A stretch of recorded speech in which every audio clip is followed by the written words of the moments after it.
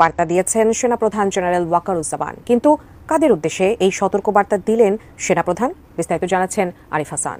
আমি আজকে বলে দিলাম, নাইলে আপনারা বলবেন যে আমি আপনাদের সতর্ক করিনি।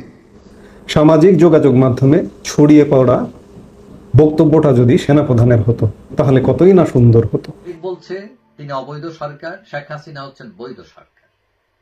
এখন এইদিকে 5 আগস্ট 2024 পর ইউনূস সাহেব ক্ষমতায় বসছেন। আসসালামু আলাইকুম প্রিয় দর্শক, পুরো ভিডিওটি আপনারা দেখবেন। সেনাপ্রধান জেনারেল ওয়াকার তিনি কি চাচ্ছেন? তিনি কি আগামী দিনে ক্ষমতা নেবেন, বা ডক্টর ইউনূস কতদিন থাকবে এই দেশের সরকারে? 5 বছর থাকবেন নাকি তারও বেশি থাকবেন? দর্শক শ্রোতা, কি মনে হয় আপনাদের? আমাদের সেনাপ্রধান জেনারেল ওয়াকার বেশ কিছুদিন আগেও তিনি একটা কিন্তু সতর্ক বার্তা দিয়েছেন, হুঁশিয়ারি বার্তা দিয়েছেন। যাই হোক, কিছু ভিডিও ফুটেজ আপনাদের সাথে শেয়ার করব। আশা করছি সেই ভিডিওগুলো আপনারা দেখলে বুঝতে পারবেন যে আমাদের সেনাপ্রধান জেনারেল ওয়াকার তিনি কি চাচ্ছেন। বাংলাদেশে আগামী নির্বাচন কতদিন পর হবে, বা ডক্টর মোহাম্মদ ইউনূস তিনি আরো কতদিন ক্ষমতা থাকবে। আশা করছি পুরো ভিডিও জুড়ে আমাদের সাথে থাকবে। সামাজিক যোগাযোগ মাধ্যমে টেক্সট ঘুরে বেড়াতে দেখছি, কিন্তু এটি সেনাপ্রধান কবে, কখন, কোথায় বক্তব্য দিয়েছেন এ ধরনের কোনো তথ্য কোনো জায়গায় নেই, এবং বাংলাদেশের কোনো গণমাধ্যমে কিংবা বিদেশি কোনো গণমাধ্যমে এই ধরনের কোনো খবর নেই। শুধুমাত্র একটি টেক্সট ঘুরে বেড়াচ্ছে যে এটি সেনাপ্রধানের বক্তব্য। আপনারা জানেন যে এই যে আজকে দেশের যে এই পরিস্থিতিটা, এই পরিস্থিতির পেছনে আওয়ামী লীগ সরকার চলে যাবার পেছনে সেনাবাহিনী বা সেনাপ্রধানের একটা ভূমিকা আছে। আন্দোলনের নামে যেটি বলি আন্দোলন বা সহিংসতা, এই সহিংসতায় বা এই সহিংসতাটা যদি সেনাবাহিনী রুখে দিত তাহলে আওয়ামী লীগ সরকার পতন ঘটতো না, আজকে দেশও নানা রকম সংকটের মুখে পড়তো না। কিন্তু তারপরেও আমাদের সেনাবাহিনীর উপরেই ভরসা আমরা এখনো পর্যন্ত রেখে চলেছি, রাখতে হবে শেষ পর্যন্ত। কারণ আমাদের রাজনীতি কখনো আমাদের সুরক্ষা দিতে পারছে না, পারেনি বলে সেনাবাহিনীর হস্তক্ষেপ। এবং সেনাবাহিনী হস্তক্ষেপ করে ওই যে জুলাই আগস্ট সময়কালে যে আন্দোলন বা ষড়যন্ত্র যেটি হয়েছে, আওয়ামী লীগ সরকারের পতন ঘটলো। ঠিক তেমনি আবারও হস্তক্ষেপ করে সেনাবাহিনীর হস্তক্ষেপ পারে একমাত্র দেশের এই অবস্থা থেকে বাঁচিয়ে একটা স্বাভাবিক পরিবেশ নিয়ে যেতে। আমি যেটি শুরুতেই বললাম যে সেনাবাহিনী প্রধানের যে বক্তব্য বলে জানিয়ে দেওয়া হচ্ছে সোশ্যাল মিডিয়ায়, সেই বক্তব্যটা যদি সঠিক হতো তাহলে বাংলাদেশের রাজনীতির একটা সহ অবস্থান তৈরি হতো এবং বাংলাদেশ অতি দ্রুত একটা স্বাভাবিক অবস্থায় ফিরে যেতে পারত। কিন্তু আদৌ এটি কবে সত্য হবে সেটি একটা ভাবনার বিষয়, কারণ সেনাপ্রধান মাঝে মাঝে ফুঁসে ওঠেন, মাঝে মাঝে চুপ হয়ে যান, নীরব হয়ে যান। তার অবস্থাটা এমন যে তাকে হাজার গুঁতো দিয়েও তাকে জাগানো যায় না। এই যে সাম্প্রতিক সময়ে গত 2-3 মাসের মধ্যে সেনাবাহিনীকে উস্কানি দিয়ে, সেনাপ্রধানকে উস্কানি দিয়ে নানা রকম প্রপাগান্ডা ছড়ানো হলো, অস্থিতিশীলতার সৃষ্টি হলো, এমনকি সেনাবাহিনীতে পর্যন্ত সেনা সদস্য থেকে শুরু করে সর্বোচ্চ লেফটেন্যান্ট জেনারেল পর্যন্ত ক্ষুব্ধ হবার মতো ঘটনা ঘটলো। তারপরেও সেনাপ্রধান সয়ে যাচ্ছেন। আমি গতকাল থেকে যে বক্তব্যগুলো দেখছি আর ভাবছি যে সেনাপ্রধানের বক্তব্য বলে চালিয়ে দেওয়া হচ্ছে, সেটি যদি আসলে সত্য হতো, আমি বারবার বলছি বাংলাদেশের এই অবস্থার দ্রুত উত্তরণ হতো। সেনাপ্রধানের বক্তব্য হিসেবে চালিয়ে দেওয়া হয়েছে এমন সোশ্যাল মিডিয়ায় কয়েকটা পয়েন্ট আপনাদের সাথে আমি শেয়ার করছি, একটু আমরা শেয়ার করি তারপরে কথা বলি। সেনাপ্রধান আজকে ওনার বক্তব্যে যে নির্দেশনা দিলেন প্রশাসনকে, এমন শিরোনামে কয়েকটা পয়েন্ট দেওয়া হয়েছে। যেমন 1 নম্বর, বিনা অপরাধে কারো বিরুদ্ধে মিথ্যা মামলা করা যাবে না। 2 নম্বর, যদি মামলা রাজনৈতিক উদ্দেশ্যে মিথ্যা মামলা করে বলে মনে হয় তাহলে ওই মামলা নেওয়া হবে না। 3 নম্বর, পুলিশ সহ সকল আইন শৃঙ্খলা বাহিনী কারো অজ্ঞাবহ হবে না আর তাদের কাজ স্বাধীনভাবে পরিচালনা করবে। 4 নম্বর, সবার রাজনৈতিক মিছিল মিটিং করার সমান অধিকার থাকবে।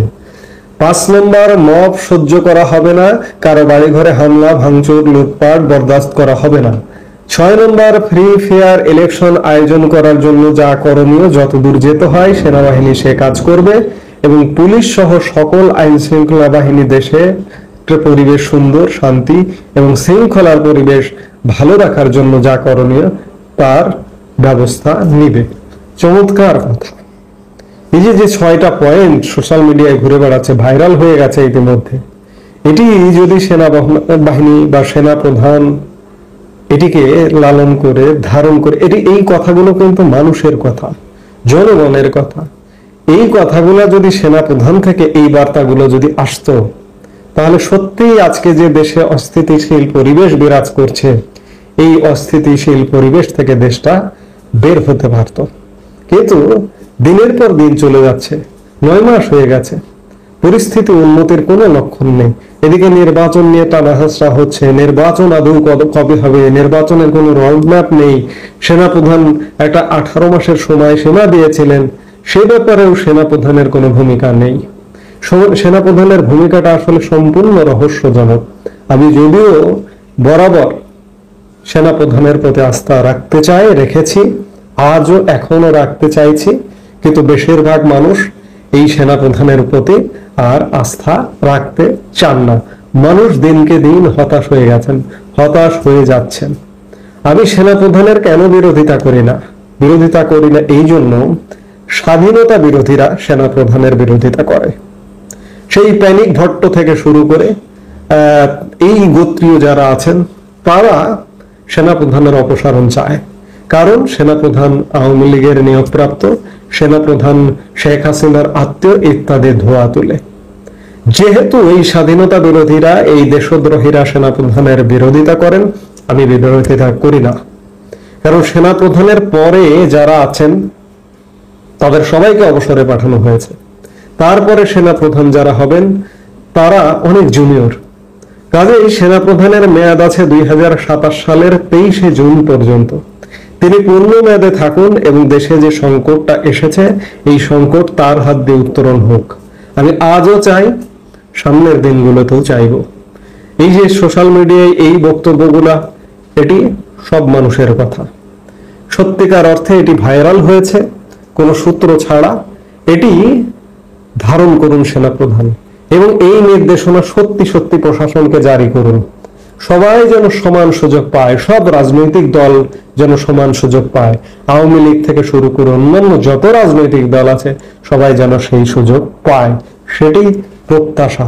এবং বারবার আবারও বলছি যে সেনাপ্রধানের প্রতি আস্থা রাখতে চায়, যদিও গত 9 মাসে আস্থা রাখবার মতো এমন কোনো ঘটনা ঘটায়নি, বরঞ্চ আস্থাহীনতার ঘটনা ঘটেছে। সেনাবাহিনী যদি আওয়ামী লীগ সরকারের পাশে থাকতো সেই সময়, তাহলে দেশ আজকে এই খাদের কিনারে গিয়ে পৌঁছাতো না। একথা মানতে হবে, স্বীকার করতে হবে। আমি আওয়ামী লীগ সরকারের পতন ঘটিয়ে দিলাম, আমি দায়িত্ব নিলাম। সেনাপ্রধান বললেন, দায়িত্ব নিয়ে আমি নিজে দায়িত্ব নিলাম না, নিজের কাঁধে নিলাম না, আরেকজনের হাতে দায়িত্ব ছেড়ে দিলাম। শিয়ালের কাছে ছাগল আদি দেওয়ার মতো অবস্থা। ইউনূসের কাছে দেশের দায়িত্ব দেওয়াটা তেমনটাই হয়েছে। এর থেকে উত্তরণ সেনাবাহিনীকেই ঘটাতে হবে। আমরা প্রত্যাশা করব শেষ বিচারে যে কোনো ভাবে সেনাবাহিনী এই উত্তরণটি ঘটাবে। এবং এই যে এই বক্তব্য, এটির আসলে কোনো ভিত্তি নেই। কোনো জায়গায়, সেনাবাহিনীর কোনো জায়গায় এমন বক্তব্য নেই, কোনো ভিডিওতে নেই, কোনো গণমাধ্যমে নেই। এটি আসলে হয়তো জন আকাঙ্ক্ষাটা কেউ না কেউ ছড়িয়ে দিয়েছে। এটি যেন বাস্তবে সেনাপ্রধানেরই নির্দেশনা হয়ে আসে খুব শীঘ্রই, হয়ে দেশ যেন বাঁচার পথে হাঁটতে পারে, সেই প্রত্যাশা রাখছি। এই মুহূর্তে ইউনূসকে অনেকেই পছন্দ করেন, আবার অনেকেই করেন না। প্রিয় দর্শক, হয়তো বা এই কথাগুলো শুনতে শুনতে আপনাদের বোরিং লাগে, বা মনে করেন যে এত কেন এই কথাগুলো বলতে হবে, বা এই কথা তো একই বারবার আমরা শুনতে শুনতে বোরিং হয়ে যাচ্ছি। দেখেন, বাংলাদেশটা এখন আছে একটা ঝুলন্ত অবস্থায়, কোন সময় কি হয়ে যাবে সেটা বলা যায় না। তো আমাদের সেনাপ্রধান জেনারেল ওয়াকার, তিনি কি ক্ষমতা গ্রহণ করবে কিনা, এটা অনেকেই মনে করেন যে সব কিছু বাদ দেন, সেনাবাহিনী ক্ষমতা গ্রহণ করুক, সেনাবাহিনী দেশটা চালাক, তাদের তত্ত্বাবধানে দেশ চলুক, দেখা যাক কেমন চলে।